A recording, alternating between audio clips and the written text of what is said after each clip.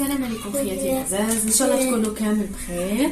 فوالا اليوم جيتكم فيديو شباب ان شاء الله ينفعكم، سيرتو رانا في الموسم تاع الشتاء.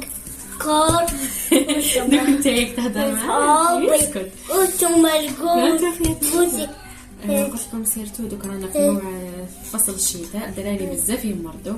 هاد الوصفه بزاف افيكاس ان شاء الله ننفعكم بها. عندنا حبه قارص نديروا الجو تاعها كامل، عندنا اللي عنده عسل الحروباي اللي ما عندوش عسل الشفاء، وعندنا زوج سنينات توم.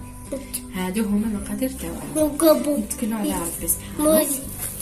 حدود ثلاثة فوالا خيتي العزاز، ها هو الجو بعد ما درناه، وها هي سنين الثوم بعد ما سكرفجناهم. حاجه الاولى بسم الله نديرو راهو القارص، حبه قارص نزيدو هذوك زوج سنين راك تقدم معايا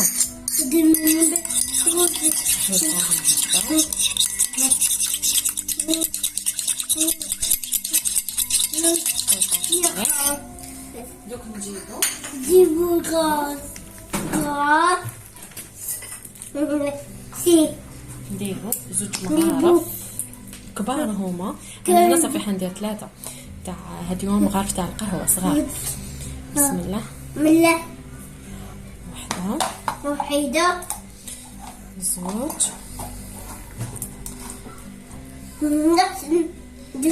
3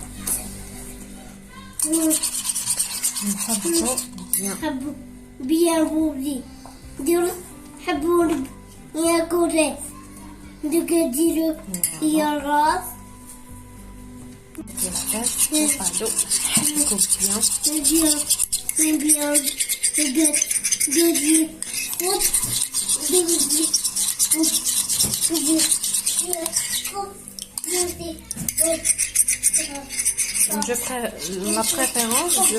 لا بريفيرونس العسل تاع الحار.